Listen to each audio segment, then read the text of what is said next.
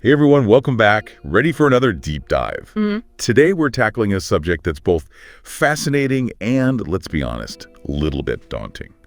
The origins of Lucifer's rebellion against God. Yeah, it's one of those topics that really gets to the heart of, well, everything.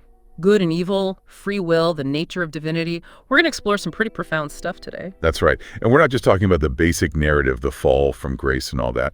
We're going to try to understand the psychology, the motivations, the inner turmoil of this being who was, once upon a time, the most radiant of all angels. Exactly.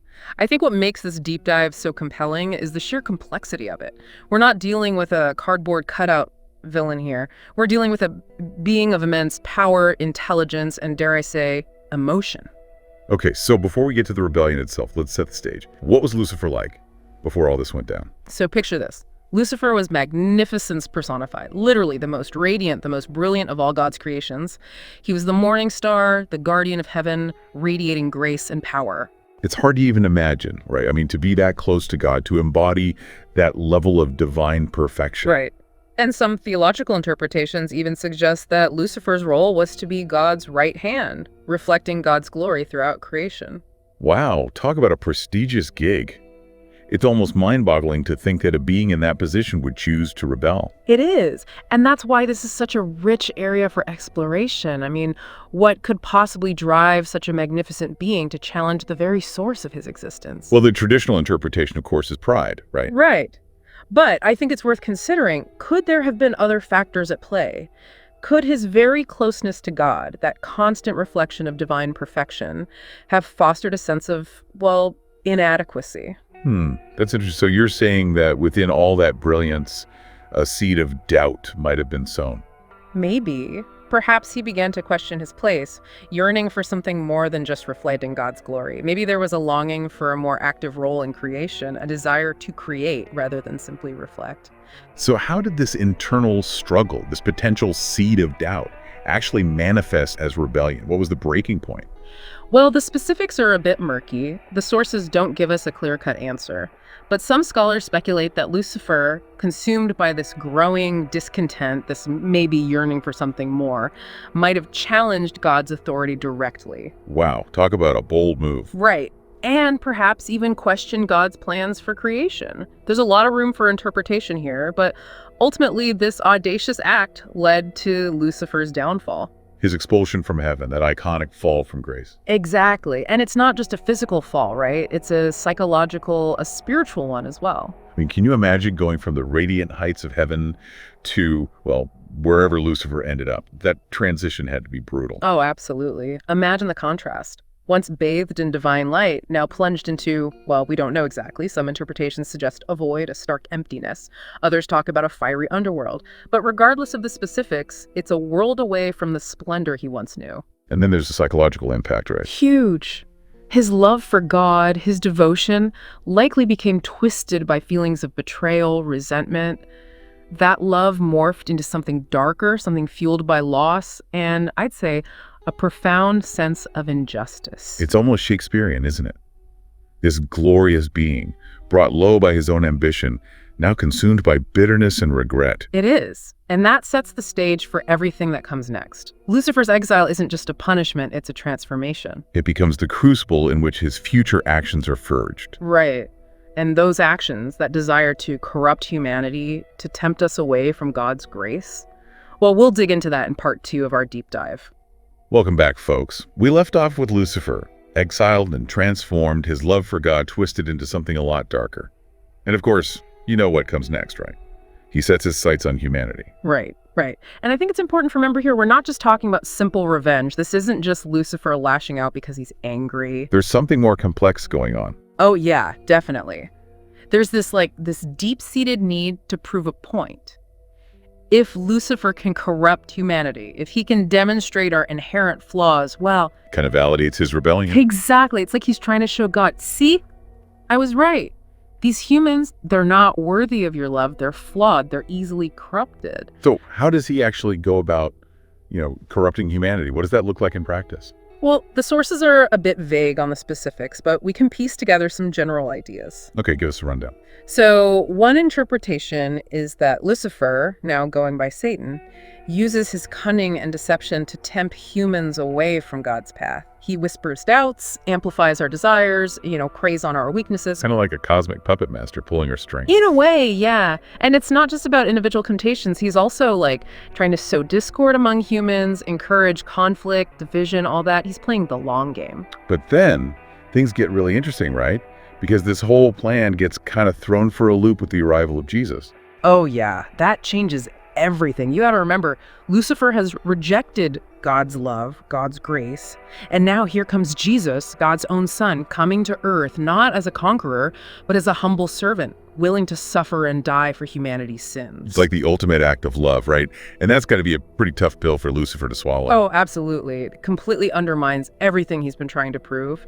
Imagine him seething with rage, but also maybe a touch of morbid curiosity. How can God love these flawed beings so much? And on top of that, you've got to think Lucifer, despite his rebellion, he still has some understanding of God, right? So to see God's own son willing to go through all this, it's got to be baffling on a whole other level. It's a mind-blowing paradox for him, and it's what leads to that epic confrontation, that face-off in the desert. Okay, so take us there. What happens when these two titans finally meet? Okay, picture this. Jesus is out in the desert, fasting, praying, preparing for his ministry. It's desolate, quiet, perfect for contemplation. And then Lucifer appears. And is he like fire and brimstone, all menacing and scary? Not necessarily. Remember, his goal here isn't to intimidate Jesus. He's not there to scare him off. He's there to understand, to break him, to prove his own point. So he might appear in a form that's actually quite radiant, awe-inspiring. Whoa. That's even more unsettling, right? This deceptive beauty. So how does he approach Jesus? Does he just come right out and challenge him? He's subtler than that. He starts by questioning Jesus's purpose. Why suffer for these humans? Why endure hardship for beings who are so clearly flawed? He's appealing to that sense of pride, that indignation that led to his own downfall. So he's basically trying to tempt Jesus with the same logic that led him to rebel. Exactly. And then things escalate. He offers Jesus dominion over earthly kingdoms, power beyond imagination. He even suggests the shortcut. Abandon this path of suffering, embrace your divine power, and rule as a god among men. Wow, he's offering Jesus, his own version of the rebellion, a chance to usurp God's authority. But how does Jesus react to all this? And that's where we see the stark contrast between these two figures. Jesus, he doesn't engage in a power struggle. He doesn't try to outwit Lucifer or overpower him. His responses are rooted in humility, compassion, and unwavering faith in his Father's will. So he sees right through Lucifer's game. Absolutely. And you know what? That's what starts to unravel Lucifer's carefully constructed facade. He spent eons, millennia even, justifying his choices, clinging to his bitterness and resentment. And here's Jesus embodying everything he's rejected, and it's not weakness. It's a source of incredible strength. Okay, but come on, does Lucifer just give up and slink away at that point? He retreats, yes. But he doesn't go back to the same darkness he left. Now he carries something new. Doubt. Doubt about his choices, his understanding of God, the very nature of good and evil. Whoa, that's huge. Doubt. For a being like Lucifer, that's got to be way more dangerous than any weapon. Think about it. He spent millennia absolutely convinced of his own righteousness, of his cause. Now, that certainty is fracturing. He's wrestling with questions he can't answer. Did he misjudge humanity? Was his rebellion based on a fundamental misunderstanding of God? And he's totally alone with these thoughts. Can you imagine the turmoil? Exactly. It's a prison of his own making, right? He's surrounded by his demonic legions, but he's utterly isolated in his doubt. Talk about a cliffhanger. So what happens next? Does this doubt lead to change? Does Lucifer even have a shot at redemption? Welcome back, listeners. We left Lucifer in quite the predicament, huh? Wrestling with doubt, questioning everything he thought he knew. Yeah, it's almost hard to imagine, right? This being, this angel of immense intellect and power, suddenly grappling with uncertainty. I mean, he's not exactly known for his humility or self-reflection. Not exactly. So how does a being like Lucifer process doubt? Well, he's not going to just have some sudden epiphany and become like an angel of light again. Yeah, probably not. Remember, this is a being who's built his entire identity, his entire existence around rebellion and defiance. Change, if it comes at all, is going to be a long, tough process. And there's got to be this incredible internal struggle going on. Like, on one hand, you've got this ingrained pride, this absolute conviction that he was right to rebel. But on the other hand, there's this gnawing doubt, these glimpses of a different path. It's almost Shakespearean, this inner turmoil, this battle between darkness and, well, maybe not light, but at least a flicker of something else. And the worst part, he's got no one to talk to about it. Oh. No therapist for fallen angels. Right. Imagine the isolation, surrounded by followers, but utterly alone in his struggle. That's got to be a special kind of torment. So where does all this leave us? Theologically, I mean. That's where things get really fascinating. We're talking about an angel, a being created in the image of God, capable of experiencing doubt. Does that suggest some degree of free will, even among celestial beings? Does it mean, even angels can choose their own path? Maybe. And if so, what does that say about the whole concept of predestination? Of God's omnipotence? Whoa, those are some big questions. They are, but that's the beauty of diving deep into these ancient texts, these stories. They challenge us to grapple with these really complex ideas, to wrestle with ambiguity. And ultimately to draw our own conclusions. Right. So we may not know Lucifer's ultimate fate, but the fact that he experiences doubt, that he's forced to confront his choices, it opens up a whole world of possibilities. So it's not just about good versus evil, black and white. Not at all. It challenges us to go beyond those simplistic notions. Maybe redemption isn't some binary state, but a journey, a constant process of questioning, of striving, That's a pretty powerful idea. And if Lucifer, the ultimate rebel, the epitome of defiance, is capable of experiencing that journey, what does that say about us, about our own capacity for change? So what you're saying is, it's not just a story about a fallen angel, it's a reflection of our own struggles, our own potential for darkness and light. Exactly. It reminds us that no matter how far we stray, no matter how stuck we get in our own beliefs, there is always that possibility for transformation, for questioning, for choosing a different path. Well, listeners. All right, so we're diving back into Lucifer's story. Yeah. And in this episode, we're going to be unpacking his incredible transformation, how he goes from absolute defiance to the edge of redemption. Yeah. Remember from part 1? Right. We saw Lucifer cast out, consumed by bitterness. Yeah. And then having that intense face-off with Jesus in the desert. Right. Jesus's words about redemption really seem to shake him, wouldn't you say? It's quite striking, isn't it? Yeah. Even a being like Lucifer, right, someone so entrenched in darkness, can be profoundly affected by such a powerful encounter. It makes you wonder, doesn't it, if there's a part of him deep down that remembers the light. Right. What do you make of this, especially given Lucifer's initial reaction of rejecting everything Jesus represents? Well, consider this. Lucifer has spent eons defining himself in opposition to everything divine. Right. So when confronted with Jesus's peace and compassion, it challenges his entire understanding of himself. It's like holding a mirror up to him, right, and forcing him to see a reflection he's been trying to deny. That's a really insightful way to put it. Thanks. So how does this internal struggle manifest in Lucifer's actions after he leaves the desert? The narrative cleverly shows us that Lucifer isn't just brushing this encounter off. Yep. He returns to his own domain, but he's clearly disturbed. Right. He tries to double down on his efforts to corrupt humanity. Almost as if he's trying to prove something, both to himself and to Jesus. But it doesn't bring him the satisfaction he expects, does it? Not at all. Yeah. In fact, it seems to have the opposite effect. Right. His attempts to sow chaos and discord feel hollow. He's no longer driven by the same conviction.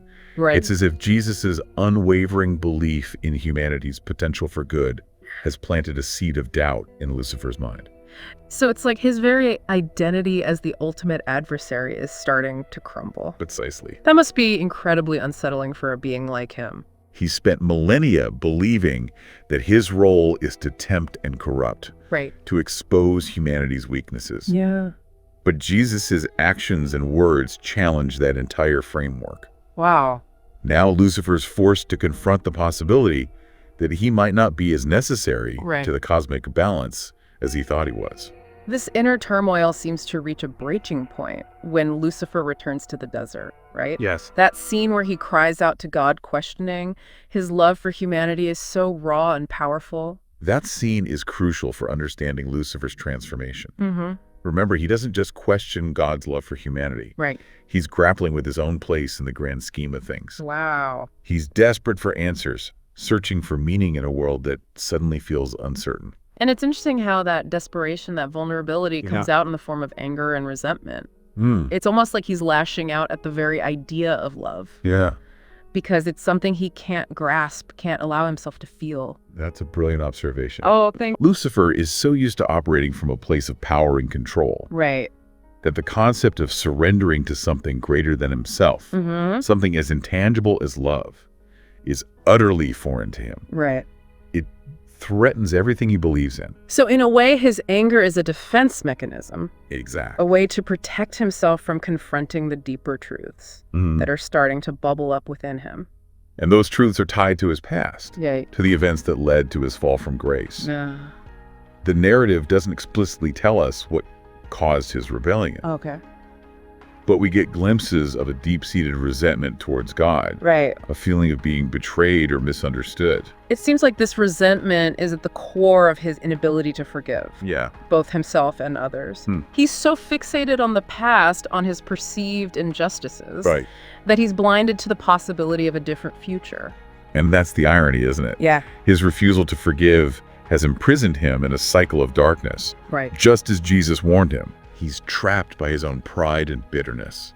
Which brings us to a pivotal moment in his journey, Yeah. the realization that he needs to change.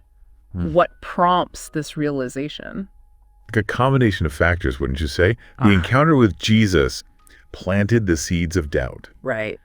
His failed attempts to corrupt humanity further eroded his sense of purpose, and his desperate cries in the desert forced him to confront the emptiness of his existence. Yeah. It's like all these experiences have been slowly chipping away at his defenses, Right. leading him to this moment of clarity. So it's not a sudden epiphany, Yeah, but rather a gradual awakening, precisely. a slow dawning of awareness that his current path is leading him nowhere. And that awareness is both terrifying and liberating. Wow. Terrifying because it means letting go of everything he's known, Right. everything he's built his identity around. But liberating because it opens up the possibility of something new, something better. It's at this point that Lucifer starts to see humanity differently, isn't it? Yeah. He's no longer just focused on their flaws and weaknesses. Right. He starts to notice their kindness, their resilience, their capacity for love. What do you make of this shift in perspective? It's a crucial step in his transformation. Okay, It suggests that he's starting to see the world through Jesus' eyes, right.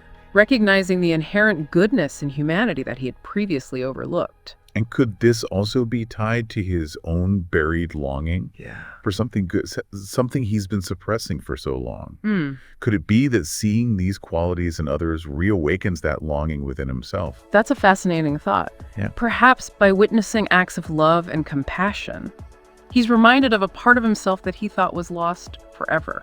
It's as if he's starting to understand what Jesus meant by redemption, isn't it? It's not just about being forgiven for past transgressions. Right. It's about embracing a new way of being, a way of life that's based on love and compassion, Yeah. rather than power and control. And that's a radical shift for someone like Lucifer, Right. who's been so deeply entrenched in darkness for so long. So as we wrap up this part of our deep dive, we're left with Lucifer at a crossroads. He's acknowledged the need for change. He's begun to see the world differently. Right. And a flicker of hope has been rekindled within him. But the question remains, will he be able to fully embrace this new path? Right. Will he be able to let go of his pride and resentment and truly open himself up to the possibility of redemption? That's the question that will drive the rest of our exploration. Right. And as we delve deeper into the next part of Lucifer's journey, I think you'll find that his struggles and triumphs resonate deeply with our own human experience. Absolutely. Stay tuned because in part 2, we'll witness the dramatic events that push Lucifer to the brink of a profound transformation. Sounds good. Picking up from where we left off, Lucifer is standing at a crossroads. He's caught between his old ways and this newfound possibility of change. It's like watching a tightrope walker teetering between darkness and light. It's a fascinating dilemma, isn't it? Yeah. And what makes it even more compelling is that it mirrors our own internal struggles. Precisely. Those moments when we're torn between our better angels and our baser instincts. And like us, Right. Lucifer's past experiences play a huge role in shaping his choices. Yeah. He's carrying the weight of his fall. The bitterness and resentment that have festered within him for centuries. It makes you wonder, how do you break free from that kind of baggage? How do you forgive not just others, but yourself, Right. when the pain of the past seems so deeply ingrained? That's the central question at the heart of Lucifer's journey. Right. And the narrative doesn't offer easy answers, Yeah. which I think makes it all the more relatable. Right. Forgiveness, especially self-forgiveness, is a complex process, one that often requires a deep reckoning with our own shadows. Absolutely. And it seems like Lucifer's journey takes on a more literal dimension. As he grapples with these internal conflicts, Right. the desert in particular becomes a recurring motif, doesn't it? The desert is often portrayed as a place of testing, Right. of stripping away all pretense and confronting one's true self. It's a space of solitude, Right. where the distractions of the world fall away and Yeah. the inner voice becomes impossible to ignore. Think about those moments when Lucifer returns to the desert, Yeah. seeking answers, Mm-hmm. crying out to God. Right. It's as if he's subconsciously drawn to this environment Uh-huh. because it forces him to confront the rawness of his emotions, Right. the pain he's been trying to suppress. It's also interesting to consider the desert's symbolic connection to the spiritual journey. Oh, yeah. Many religious and mythological traditions depict the desert as a place of transformation, where individuals undergo trials and emerge changed. Right. It's like a crucible Yeah. where the fire of adversity burns away impurities Right. and forges something new. And in Lucifer's case, it seems like each return to the desert marks a deeper stage in his process of self-discovery. And with each visit, he seems to shed another layer of his defenses, allowing his vulnerability to peek through. Right. Remember his prayer in the desert? Yeah. Even though it's laced with anger and resentment, it's still a form of reaching out. Right. A sign that he's not entirely closed off to the possibility of connection. It's like a crack in his armor, Precisely. a tiny opening for something else to enter in, wouldn't you say? And as that crack widens, we see Lucifer's perspective on humanity continuing to evolve. Right. He begins to observe them not just as objects of temptation, Yeah. but as individuals with their own unique stories, their own struggles and triumphs. And it's not just that he's seeing the good in them, Yeah. it's that he's starting to understand it, Right. to empathize with their experiences. Uh. Remember the scene where he witnesses a simple act of kindness between two strangers? Yes. The look on his face is one of genuine surprise. Almost wonder. That's a turning point, wouldn't you say? I He's can- no longer just an observer. Yeah. He's starting to feel something, to connect with the emotions of others in a way he hasn't before. Makes you wonder what's going on inside him at that moment. Right. Is it simply curiosity? Or is there a deeper recognition, a realization that these are the very qualities he's been missing in his own life? It's likely a combination of both. Remember, Lucifer has been consumed by his own pain and resentment for so long Right. that he's forgotten what it feels like to experience love, compassion, or empathy. So witnessing these qualities in others is like a jolt to his system, Exactly. a reminder of what he's lost and perhaps a glimpse of what he could reclaim. And that realization is both exhilarating and terrifying. Wow. It opens up a world of possibilities. Yeah. But it also requires him to confront his deepest fears. Right. The fear of vulnerability, the fear of letting go of control. The fear of opening his heart to the possibility of being hurt again. It's like he's standing on the edge of a precipice, Yeah. looking out over a vast, unknown landscape. Right. He can choose to cling to the familiar darkness, or he can take a leap of faith and step into the light. And that leap of faith is what ultimately leads him to the foot of the cross. Wow. What are your thoughts on this pivotal moment in Lucifer's journey? What do you make of his decision to approach the cross, Right? knowing full well the significance of what's happening there? It's a moment charged with symbolism, isn't it? The cross represents sacrifice, forgiveness, and ultimately love. Right. And for Lucifer, who's built his entire existence on rebellion and defiance, Yeah. to approach this symbol of everything he's opposed, it's an act of profound humility. It's also an act of desperation, wouldn't you say? Right? He's reached a point where his old ways offer no solace, and he's grasping for something, anything, Yeah. that might offer him a way out of his self-imposed darkness. And what's striking is that he doesn't approach the cross with demands or expectations. He simply kneels there, broken and humbled, Right. a silent plea for something he can't even articulate. It's the first time we see him truly surrender. Right. letting go of the need to control, to manipulate, to dominate. Yeah. He's stripped bare of all pretense. Wow. And in that moment of vulnerability, something extraordinary happens. What's that? He begins to pray. And not for power, not for revenge, but for forgiveness. Right. It's a testament to the transformative power of that moment, wouldn't you say? It speaks to the idea that no one is beyond redemption. Right. That even in the darkest of hearts, a spark of hope can still flicker. And that yearning for something better Yeah. is what ultimately draws Lucifer to the cross, Right. where he finds himself face to face with the ultimate embodiment of love and forgiveness. But the story doesn't end there, does it? Mm-mm. It leaves us with Lucifer kneeling at the cross, waiting, hoping for an answer to his unspoken prayer. It's a cliffhanger that forces us to confront the question: will his prayer be answered? Will he find the redemption he seeks? That's the beauty of this narrative. Yeah. It doesn't offer easy answers or neat resolution. Right. Instead, it leaves us pondering the complexities of forgiveness, the nature of grace, Yeah. and the boundless possibilities of transformation. And it invites us to consider our own capacity for change. Precisely. If a being like Lucifer, with all his history, his baggage, his darkness, can be moved to seek forgiveness, what does that say about our own potential for growth and redemption? It suggests that perhaps none of us are beyond hope. Wow. That even in the face of our own failings, our own darkness, Yeah. there's always a possibility for change, for healing, for a return to the light. And as we wrap up this part of our deep dive, we're left with that powerful image of Lucifer kneeling at the cross, Right. a symbol of both his brokenness and his potential. And as we move into the final part of our exploration, we'll delve into the aftermath of this pivotal moment and the enduring questions it raises about the nature of forgiveness, redemption, Right. and the enduring struggle between darkness and light.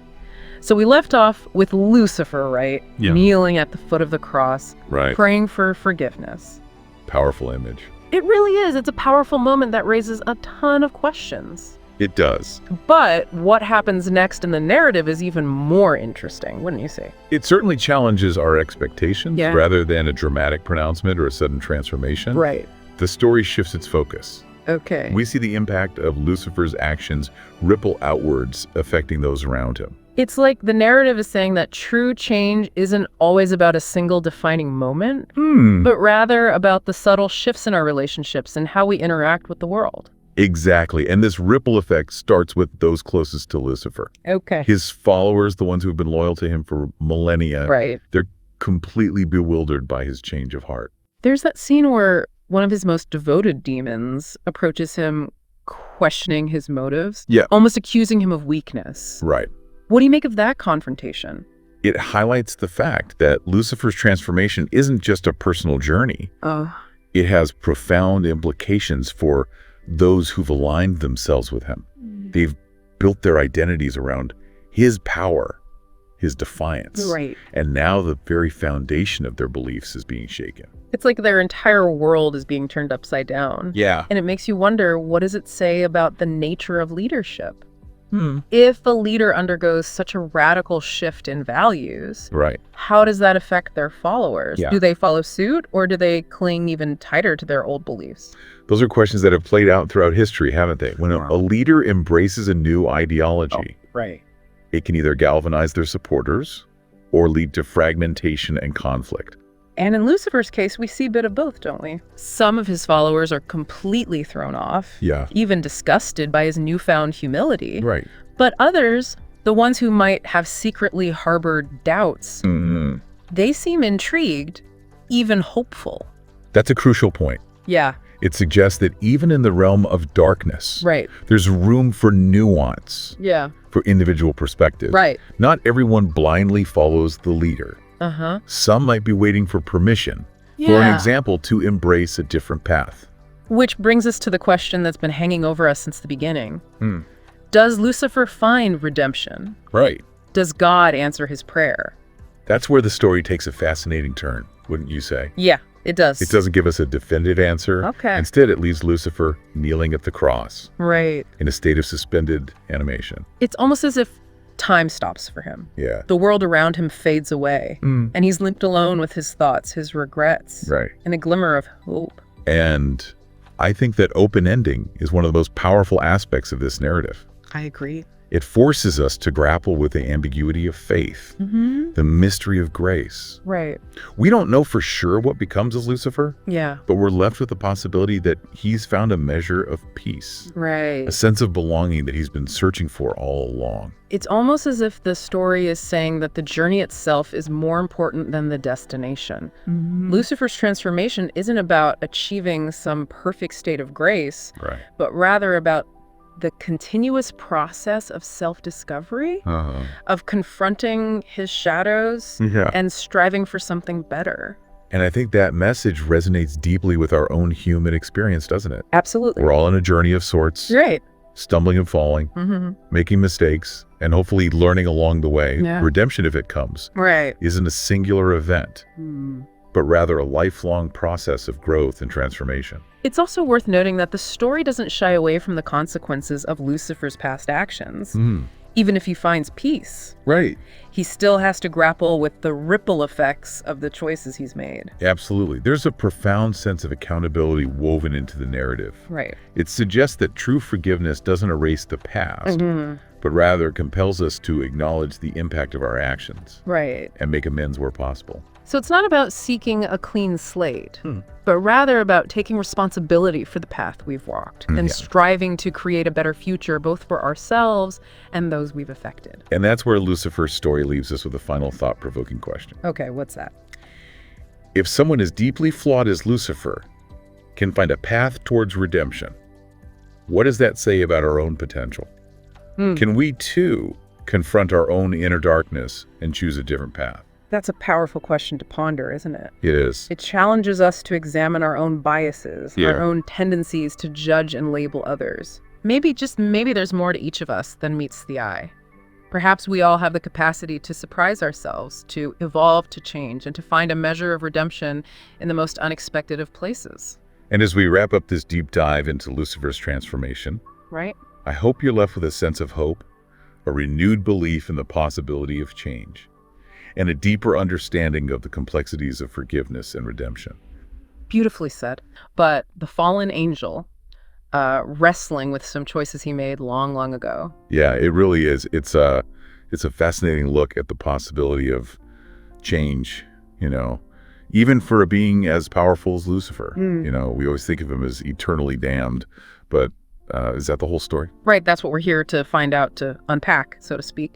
So this part of the story, well, it picks up after Lucifer tempted Jesus in the desert. And we saw him really grapple with Jesus's compassion for humanity, which was a stark contrast to his own bitterness. I mean, that confrontation forced him to face the prison of hatred that he'd built around himself. Yeah, it did. And from there, he witnesses the crucifixion of Jesus at Golgotha. Imagine that scene. I mean, dark clouds, the earth trembling, the temple veil tearing. Onlookers are just terrified, awestruck by what's happening. Heavy stuff. Yeah, not a walk in the park. So in the middle of all this chaos, Lucifer is kneeling before the cross, just stripped of his pride, totally vulnerable. I mean, we haven't seen him like this before. No, we haven't. And what's striking here, he's not the powerful archangel that we're used to seeing. He's seeking redemption, and he's unsure if it's even possible. He's laid bare before God, completely exposed, for the first time since his fall from heaven. It really makes you think, does he regret tempting Jesus, knowing it would lead to this? That's a question, isn't it? The text doesn't explicitly say, but his presence at the crucifixion, it suggests a shift within him. Right. He's drawn to this event, compelled to see it. So maybe it's the culmination of his internal struggle, the final confrontation with the consequences of his actions. Right. Okay, so just picture this. Lucifer is at his lowest point, burdened by eons of rebellion. And then, in that moment, something incredible happens. A divine light just descends from heaven and envelops him in a love that he hasn't felt in millennia. That's right. It's God reaching out, reminding Lucifer that he was never truly lost. And in many theological interpretations, this light represents more than just love. It's a manifestation of divine presence, an illumination that pierces the darkness Lucifer has surrounded himself with. You mentioned theological interpretations. Are there different views on how this divine light should be understood? Absolutely. Some see it as a direct manifestation of God's grace, a power that can just instantly cleanse the soul. Others interpret it as a symbolic representation of God's love breaking through Lucifer's, hardened heart.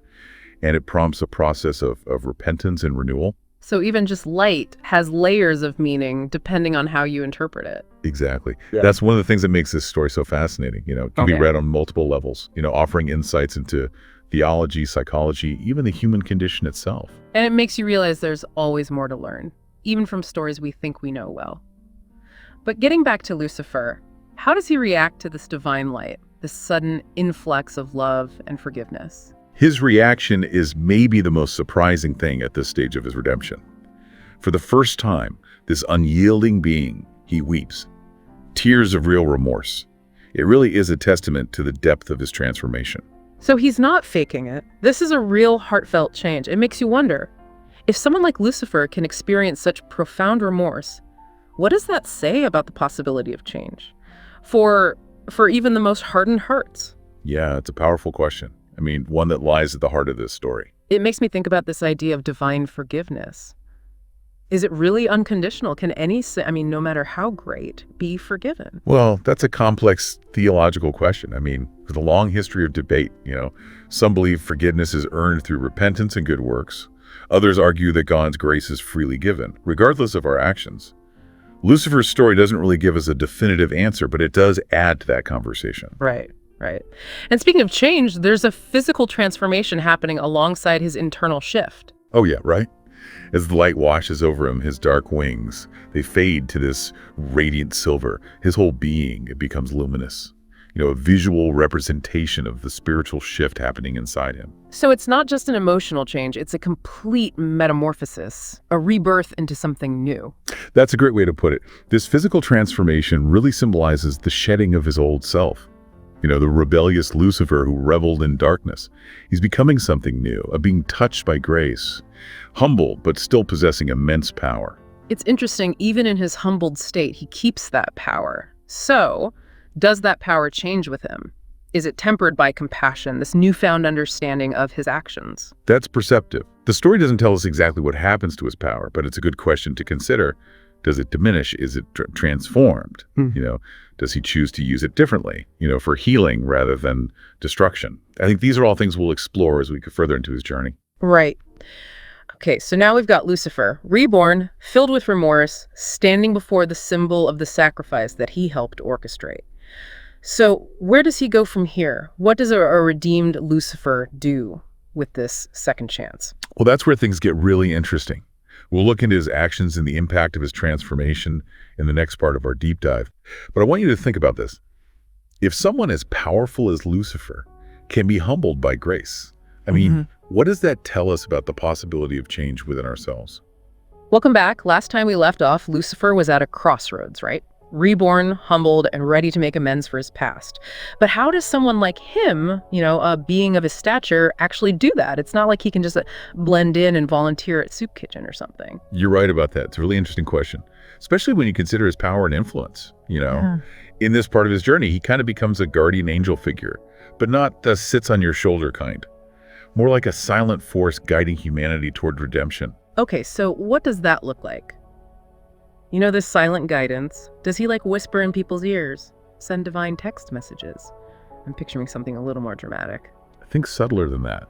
Imagine someone's on the verge of making a bad choice, consumed by anger, greed, lust, whatever. And then suddenly they feel a surge of compassion, a whisper of conscience that steers them towards kindness.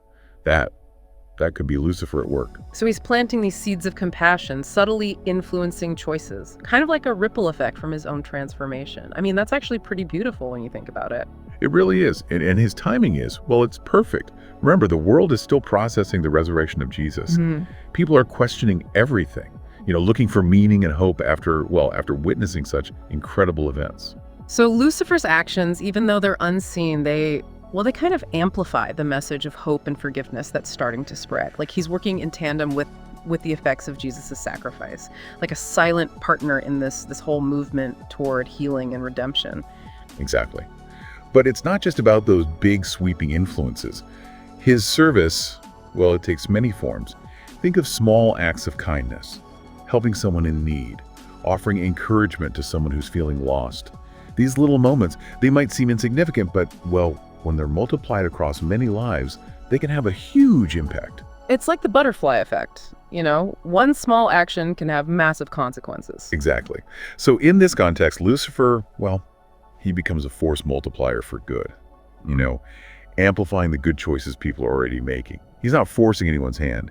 He's just kind of nudging them toward the light. So it's a complete 180 from his old role, right? The tempter, the orchestrator of, discord. Now he's almost like a force of nature, but one that's dedicated to healing the wounds that he caused. Right. But this new role, well, it isn't easy. Remember, he's still carrying the burden of his past, Yeah. He remembers the darkness he spread, the pain he caused. But now, instead of fueling anger, those memories, well, they fuel his determination to do good. So it's not all sunshine and roses for him, right? He's working through his past, using it as motivation. It adds another layer to redemption, doesn't it? It's not about erasing the past. It's about, incorporating it into who you are now. I agree. And this struggle, I think, is a key part of his growth, his knowledge of temptation. Yeah. It makes him uniquely qualified to guide others away from it. He knows those whispers of darkness because, he embraced them once. That's a really good point. It's like a former addict might be the best person to help someone struggling with addiction. They've been there, they understand the pull, and they can, offer empathy and guidance from their own experience. Exactly. And that lived experience makes his actions so much more authentic. He's not just giving generic advice. He's drawing on his own struggles to help others find their way back to the light. So this commitment to service, it doesn't go unnoticed, does it? No, it doesn't. God never gave up on him, even in his darkest moments. And as Lucifer continues on this path, he gets closer to the light he rejected. Some theologians think this return it's not just spiritual, it's a gradual restoration of his former glory, Like a homecoming. Not just physically, but spiritually too. A process marked by, humility, service, and a desire to make things right. And that process, it leads to something really remarkable. Lucifer's return to heaven. Now we're talking. I've been waiting for this. So does he fly back in with a choir of angels, a big, I'm back, baby, kind of intro? Not quite. It's much more profound than that. We'll get into the details of that moment in the last part of our deep dive. But for now, think about this. If even the fallen angel, the embodiment of rebellion, can find forgiveness and come back to the light, what does that say about the nature of grace and the possibility of transformation? I mean, the potential that exists in all of us. So we've followed Lucifer on this incredible journey, from the heights of heaven to, the depths of rebellion and bad again. He started as this prideful morning star, and now he's humbled by grace and dedicated to healing the world that he once tried to destroy. It really does make you think about second chances, and whether anyone is ever truly beyond redemption. It is. It's a testament to the power of divine love and forgiveness. Yeah. No matter how far someone has strayed, even the most hardened heart can soften when it's touched by grace. Yeah. And, we talk about forgiveness so much, but Lucifer's story, it gives it a face, a narrative that we can all connect with. It's not about forgetting the past. It's about recognizing that there's potential for growth and change, even in the most unlikely people. And that potential, it's in all of us. I mean, we've all made mistakes, right? Done things we wish we could take back. But Lucifer's journey, it reminds us that there's always a path back to the light, a chance to make amends and become something more than our mistakes. It's like that saying, it's never too late to become what you might have been. Lucifer really, he embodies that idea. He took all of that pain and regret and used it as fuel for his transformation. And that transformation, it became a beacon of hope for others. He didn't just want forgiveness for himself. He dedicated his existence to helping other people find redemption too. Planting seeds of compassion and healing in a world that really needed them. Like a silent guardian, guiding humanity towards a better future. He couldn't erase the past, but he could use it to make a positive impact. Right. And that brings us to the culmination of his journey, his return to heaven. But like I said before, it's not a, triumphant return. It's something much deeper than that. Okay, you've got me on the edge of my seat here. Well, what's it like, this return? How is he received? Okay, so imagine this. Lucifer, after being away for so long, a lifetime of service, he comes to the gates of heaven, but he approaches humbly. No pride left. He's not looking for a reward. He just stands there in the light, completely open, ready to face whatever judgment awaits him. So no big fanfare, no look at me, I'm good now kind of moment. Not at all. He's met with open arms, no judgment, no blame, just pure unconditional love, like a parent welcoming home a child who was lost but now is found. Wow, that's powerful. I mean, it says a lot about forgiveness, right?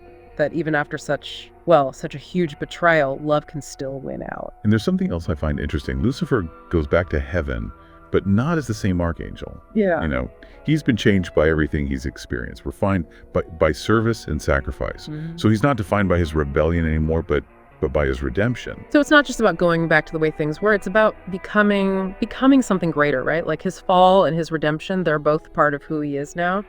And they've made him into something more profound. Exactly. And I think that's the most powerful message of this whole story. Redemption isn't just forgiveness, it's growth. You know, it's transformation. It's realizing that our darkest moments, they can become the catalyst for real change. Yeah, his journey really shows us that our past, it doesn't have to define us. We have the power to choose a new path, to learn from our mistakes and create a new story for ourselves. That's right. And with that, we've come to the end of our deep dive into this amazing story of Lucifer's redemption. I have to say, I'm feeling pretty inspired right now. If Lucifer can change like that, well, imagine what we can all do. I agree. So as you go about your day, I want you to think about this. What seeds of compassion can you plant?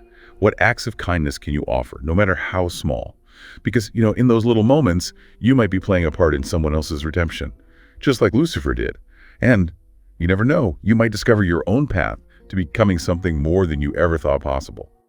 Lucifer, Jesus, and God. Okay. But with a bit of a twist. Great. This story, it really dives into some pretty intense emotions, you know, Right. and throws in like a healthy dose of forgiveness and redemption, just for good measure. It's really quite amazing, you know, how this story takes these larger-than-life figures and uses them to explore these really human themes. Yeah. It's not just about their individual journeys, you know, Yeah. it's about what those journeys tell us about ourselves, about like the potential for change that exists within every one of us. Okay, so let's start with Lucifer. Okay. The story. Yeah. It starts with him after the whole falling from heaven thing. And he's not in a good place. Oh, no. Pride and resentment are like basically radiating off of him. Yeah, he is definitely grappling with the consequences of his actions. Yeah. He feels betrayed by God, furious with humanity, and just consumed by his own sense of loss. This isn't just some like one-dimensional villain. Right. This is a character wrestling with some very real and very powerful emotions. You know, I can almost relate to that feeling of like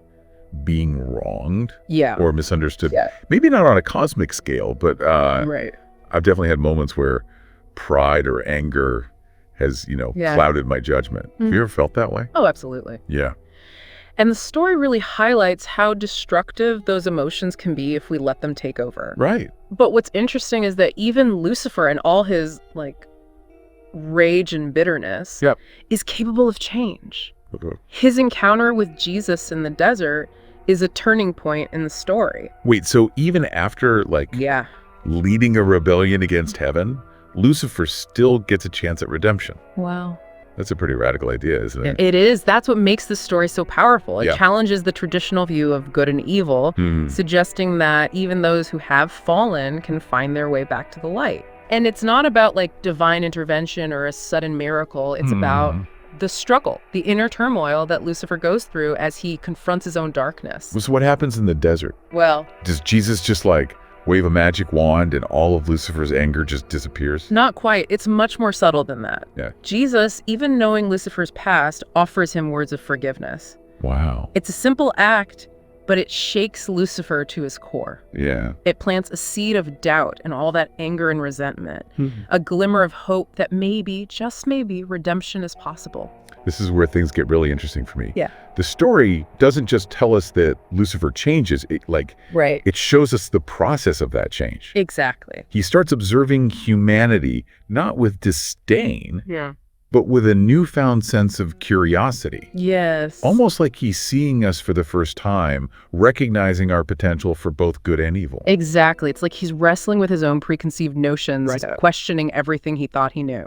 And that's the beginning of his transformation. Okay. He doesn't just accept forgiveness passively. Mm-hmm.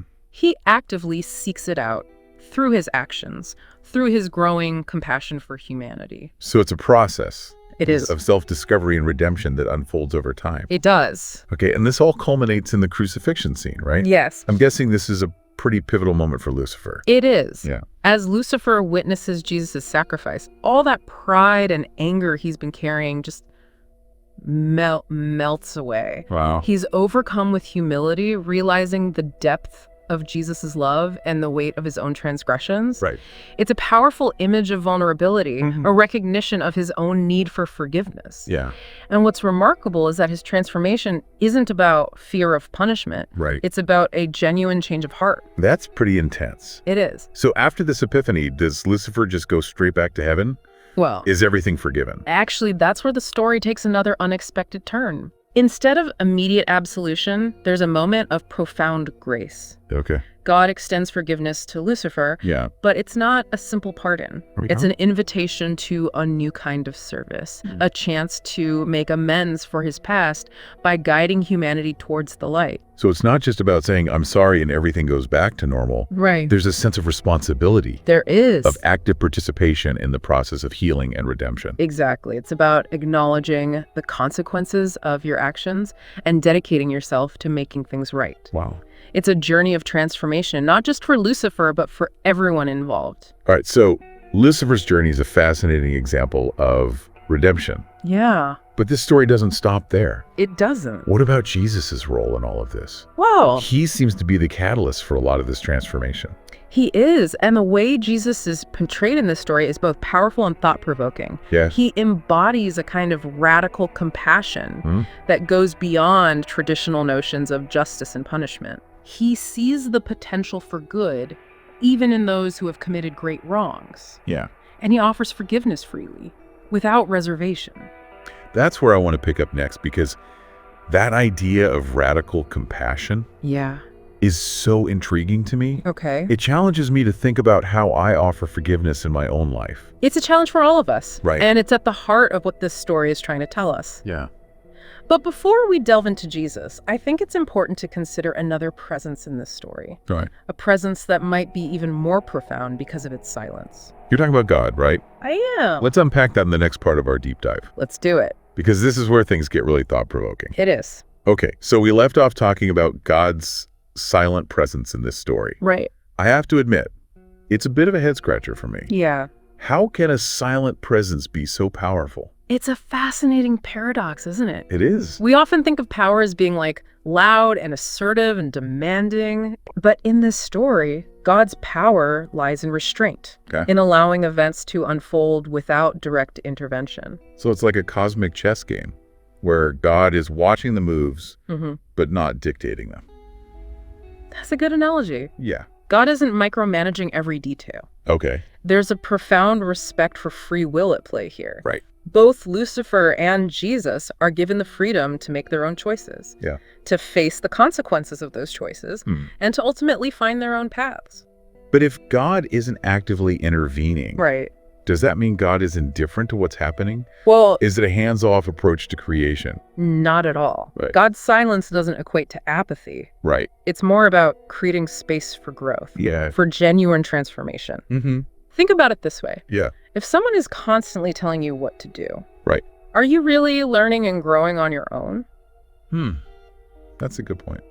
I guess it's like the difference between being told what to think and being allowed to figure things out for yourself. Precisely. Okay. God's silence is a form of trust, an acknowledgement that true growth comes from within. Right. It's about allowing individuals to wrestle with their own doubts, Yeah. to confront their own darkness, and to ultimately choose their own path towards the light. And this applies to Lucifer's redemption as well. Yes. God doesn't just swoop in and forgive him. Right. Lucifer has to make that choice for himself. Exactly. God's forgiveness is always available, Okay. but it's not forced on anyone. Right. Lucifer has to choose to surrender his pride, Yeah. to acknowledge his mistakes, and to genuinely seek that forgiveness. It's in that act of surrender, of humility, that he truly opens himself up to the transformative power of God's grace. So it's not about earning forgiveness or following a set of rules. Right. It's about a genuine change of heart. That's the beauty of it. True redemption isn't about ticking boxes or performing ritual. It's about recognizing your own brokenness and accepting the healing power of love. Right. And that's something that's available to everyone, not just biblical figures. Yeah. It's a universal truth that resonates across time and cultures. That's pretty powerful stuff. Mm. But where does Jesus fit into all of this? Well, We talked about Lucifer's journey, Right. God's silent presence. yeah, But Jesus seems to be the driving force behind a lot of the action. he absolutely is. Yeah. Jesus, in this story, represents the embodiment of unconditional love and compassion.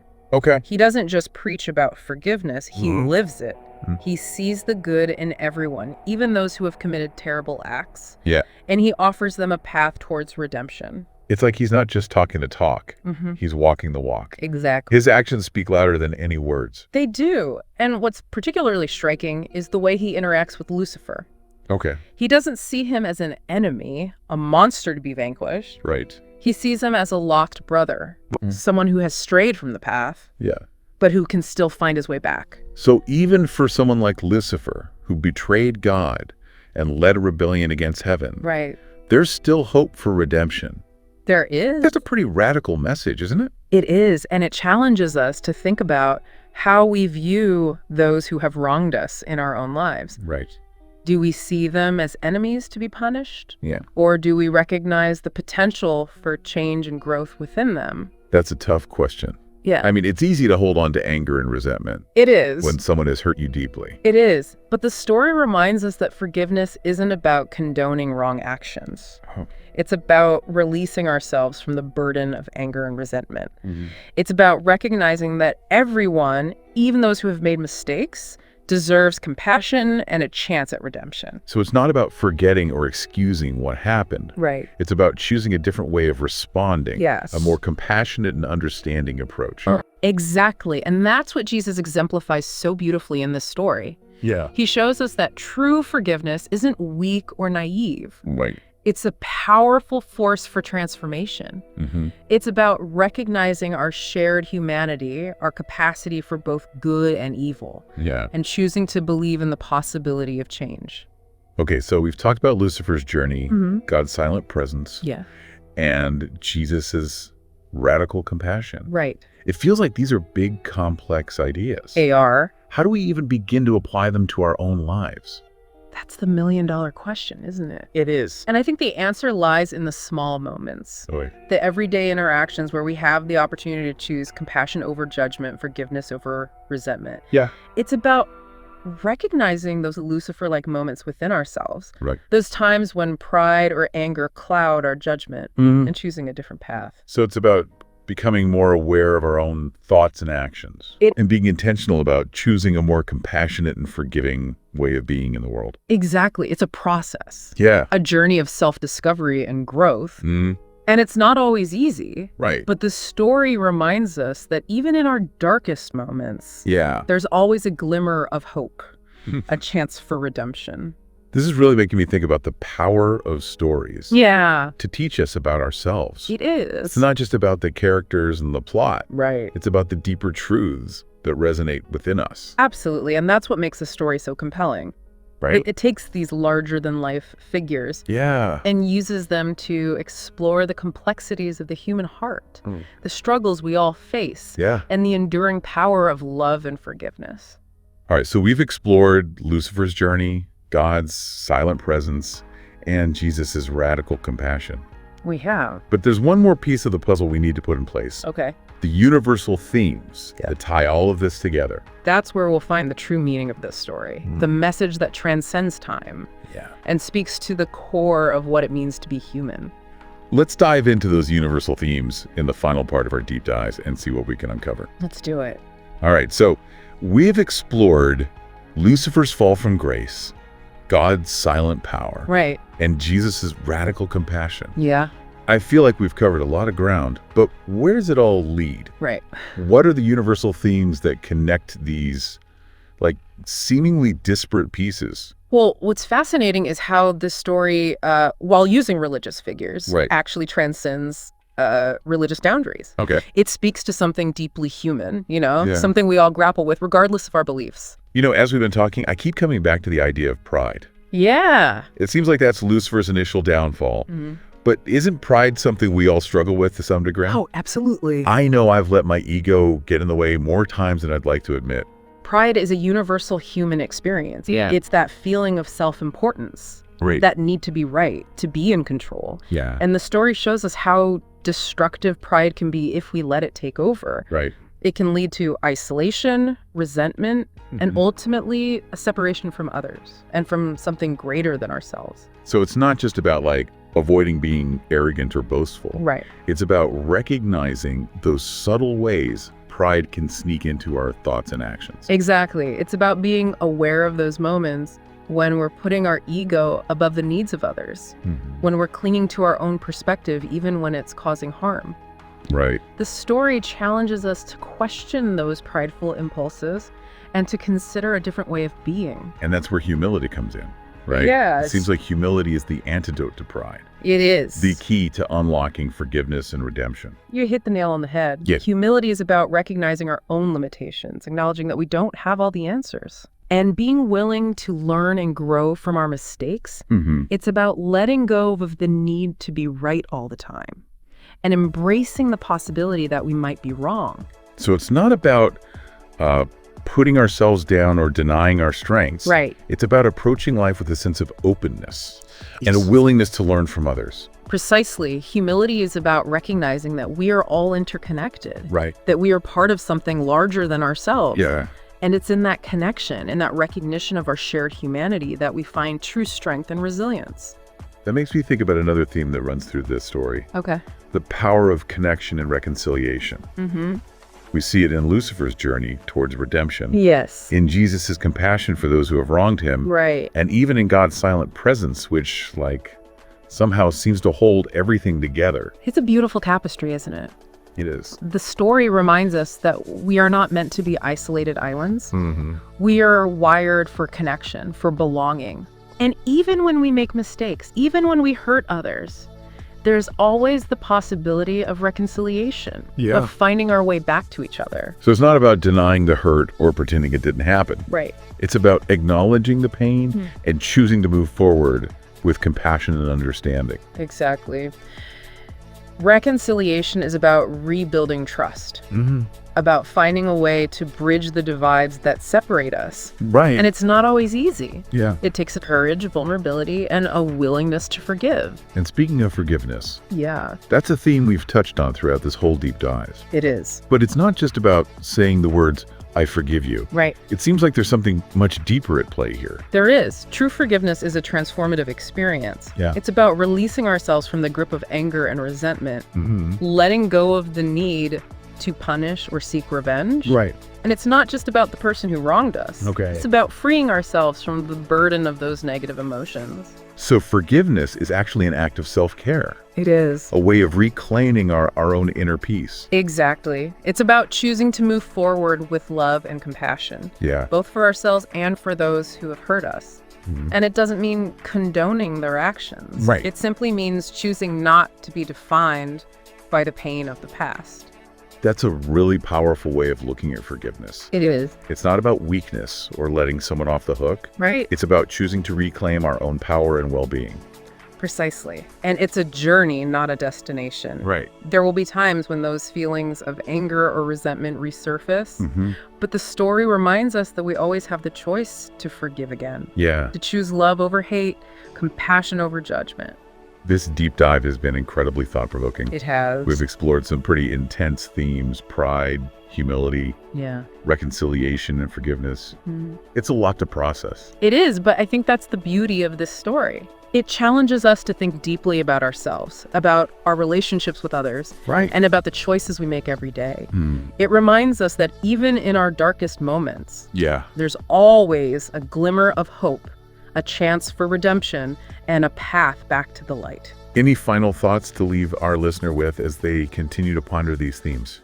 Here's a thought to carry with you. Sure. Even in a story with such profound figures, Right. the core message is deeply human. True redemption lies not in grand gestures or divine intervention, Yeah. but in the small acts of humility, forgiveness, and love that we choose to practice every day. Right. It's in those choices that we shape not only our own destinies, but the very fabric of the world around us.